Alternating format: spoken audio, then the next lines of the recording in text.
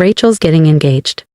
My father's voice rang through the speakerphone, brimming with pride he'd never wasted on me. To the CEO of Stratify Labs. Can you believe it? I glanced at the pitch deck I'd been reviewing before his call.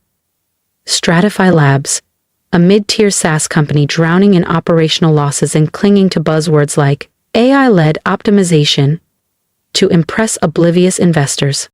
The wedding will be in Napa Valley, he continued, like I was supposed to be dazzled. Of course, don't worry about the costs. We know things are tight with your job situation. My job situation.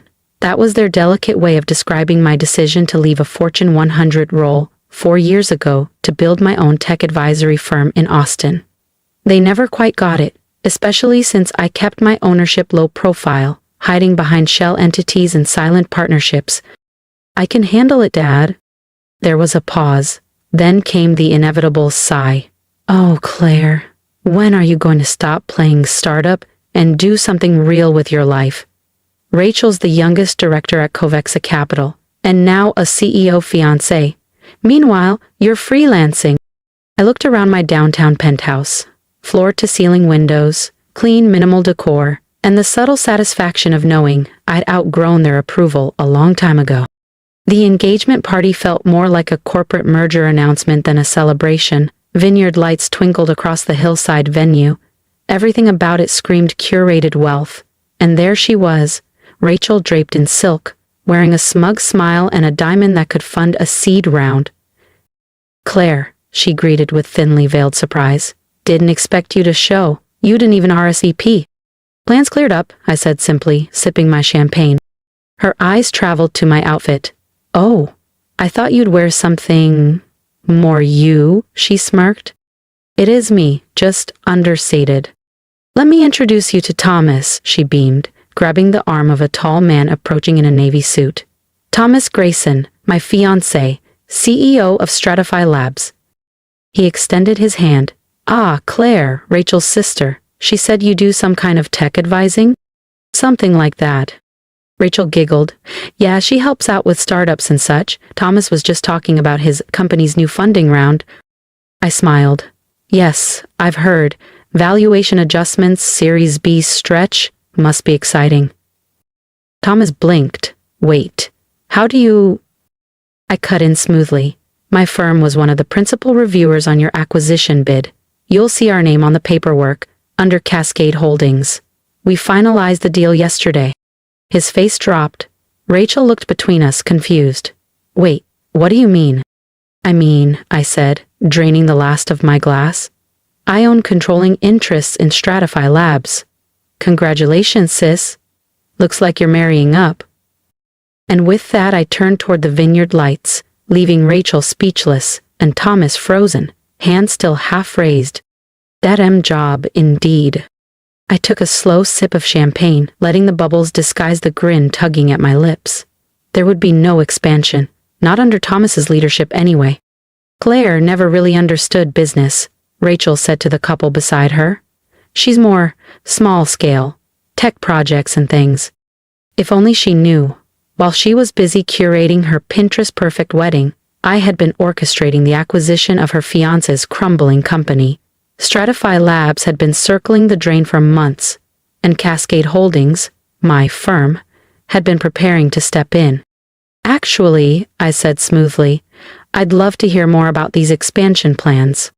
Thomas straightened his tie and launched into a well-rehearsed monologue. Market dominance, vertical integration, predictive automation, the usual buzzwords. Not a single mention of the declining user base or the 3 consecutive quarters of negative cash flow. Fascinating, I murmured. Across the room our father raised a toast to Rachel's brilliant future. The pride on his face didn't even flicker in my direction.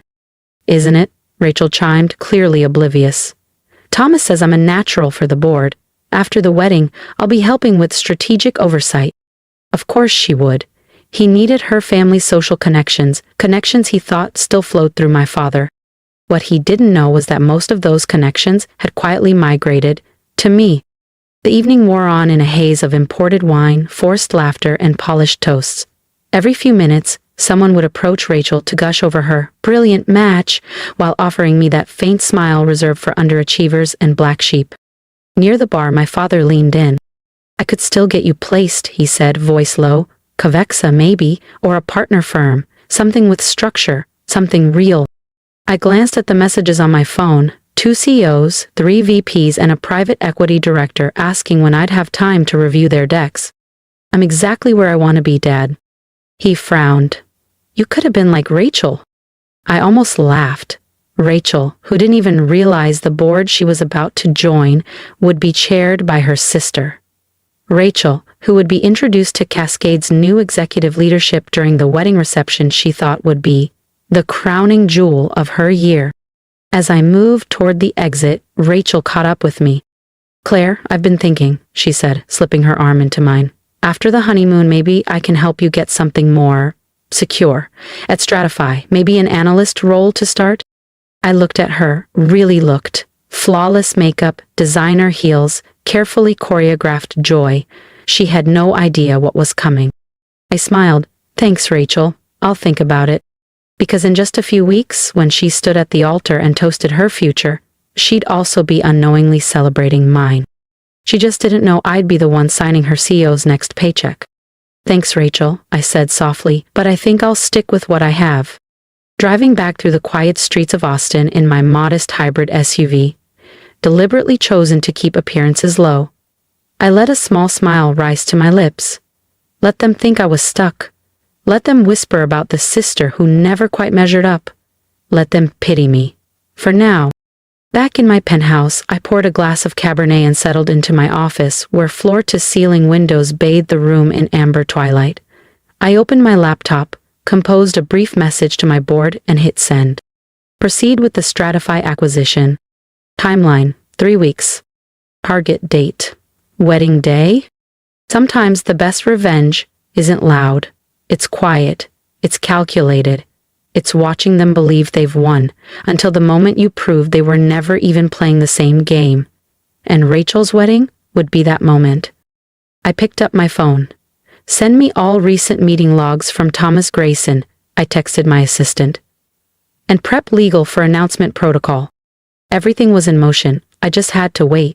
The Hillcrest Vineyard in Napa was transformed into a scene straight out of a bridal magazine. Rows of white blossoms, candlelit walkways, a string quartet playing as sunset kissed the hills. Rachel, glowing in her couture wedding gown, was center stage in front of 500 swooning guests. And me? I was seated at table 18, near the back, naturally. My phone vibrated once. A single line lit up the screen. Acquisition finalized. Congratulations, Miss Caldwell.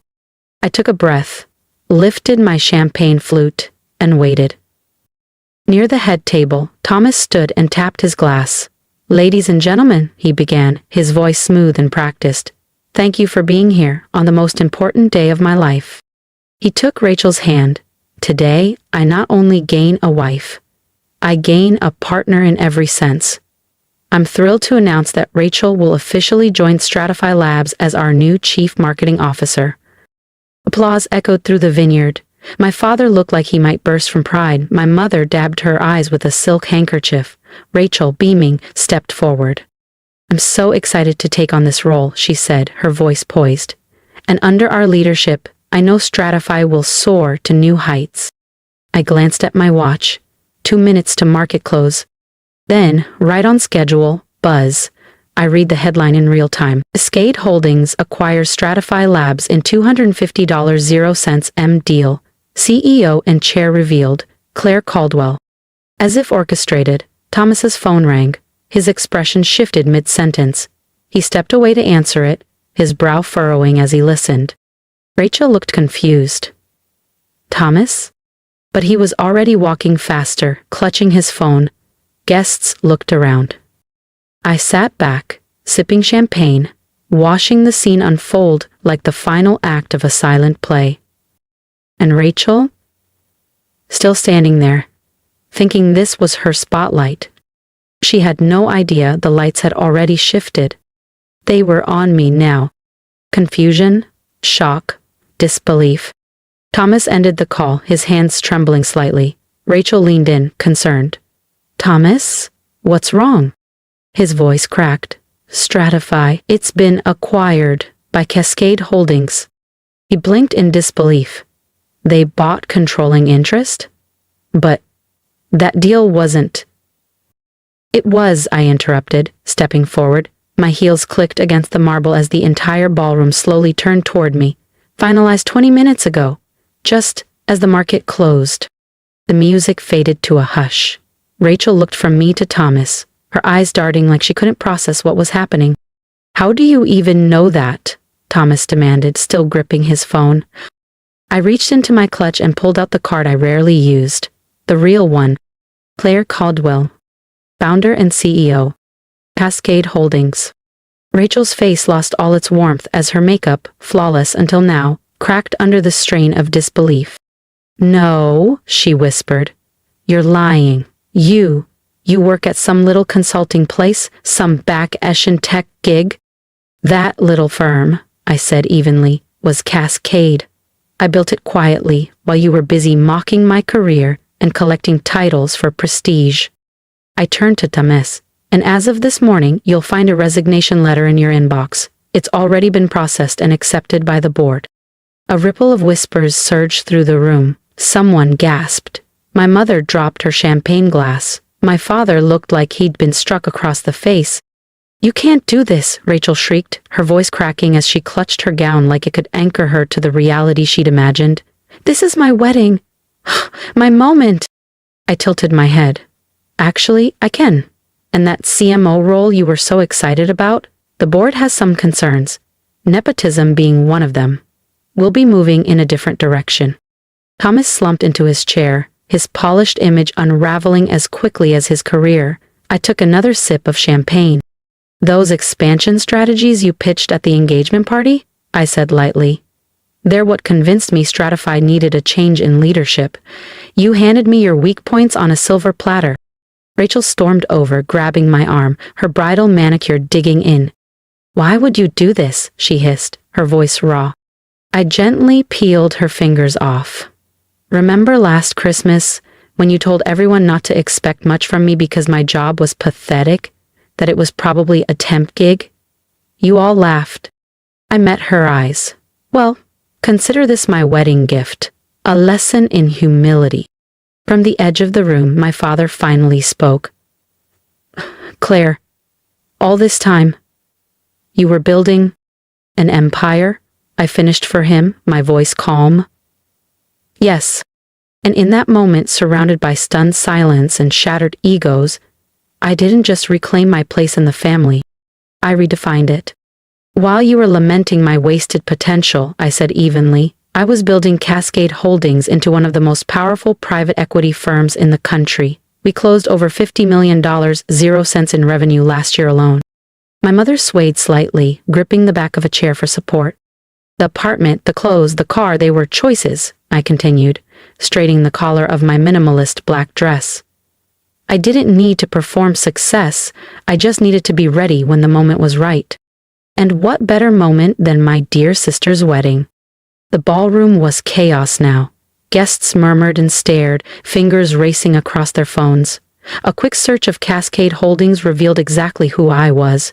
My face, my name, my empire. Rachel's dream wedding had become a headline in the making. Security, she screamed, turning to the staff. Get her out of here. I smiled. No need for that. I turned, my voice carrying. I own the property, I said simply. Purchased Hillcrest Vineyard last month through a holding company, just for today. The whispers turned into stunned silence. To all of you, please continue enjoying the celebration, I added. The champagne is excellent. I selected it myself. I walked toward the exit, calm in the storm. Behind me, I heard my mother call my name. I didn't look back. 10 years of dismissal, of mockery, of being told to be more like Rachel, all of it led to this perfect symmetry. One moment of silent, poetic justice. Outside, my driver opened the door to the black Bentley. No more modest cars. No more hiding. Where to, Miss Caldwell? The office, I replied, slipping into the back seat. We've got a company to restructure. My phone buzzed constantly. Notifications from news outlets, desperate voicemails from family, Rachel's increasingly unhinged texts. I turned the phone off. Let them spin, let them struggle to understand how the sister they'd written off had become the most powerful woman in the room. Let them realize that every dismissive comment, every "you're wasting your life," was just them digging their own professional graves. Monday morning. I sat in my corner office on the 34th floor of Cascade Tower, overlooking downtown Austin. Across the street, Stratify Labs employees filtered into their building, unaware that half of their senior staff would be terminated before noon. My assistant stepped in. "Your sister and parents are downstairs. They've been here since 7. "Tell them," I said without turning from the window, "the CEO is in meetings all day." "And Claire," she added with a small smile, "should I send the new org chart?" "Yes," I said, "the one showing Rachel's CMO position removed entirely." "That's cold," she whispered. "No," I said, finally facing her, "that's business." I picked up a photo frame from my desk, the last family Christmas, where they laughed at my little tech job. I dropped it into the trash. Success isn't always about proving people wrong. Sometimes it's about timing, showing them when it matters most that you were right all along. And as Stratify's stock soared under Cascade's control, as Rachel's carefully constructed world fell apart, as my parents came to grips with the truth they'd ignored for years, I knew one thing without a doubt. The job they mocked had become their dead end. And I had become what they never saw coming, their boss. For anyone who's ever been doubted by their own family, I see you. I was you. I was the one they brushed off at dinner parties, the one whose success didn't look the way they wanted it to. But while they were busy mocking my dead-end job, I was quietly building an empire. And when the time was right, I let the truth speak for itself. If my story resonated with you, drop a comment below. Tell me, have you ever been the underdog in your own family?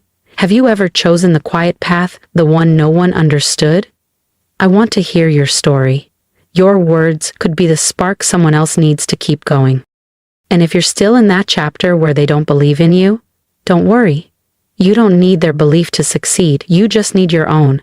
Keep your head down, build with purpose, and when the moment comes, stand tall. Support people who are still building, show love to those walking the hard road, and remember, you don't need to prove them wrong with arguments. You'll prove them wrong with results, just like I did.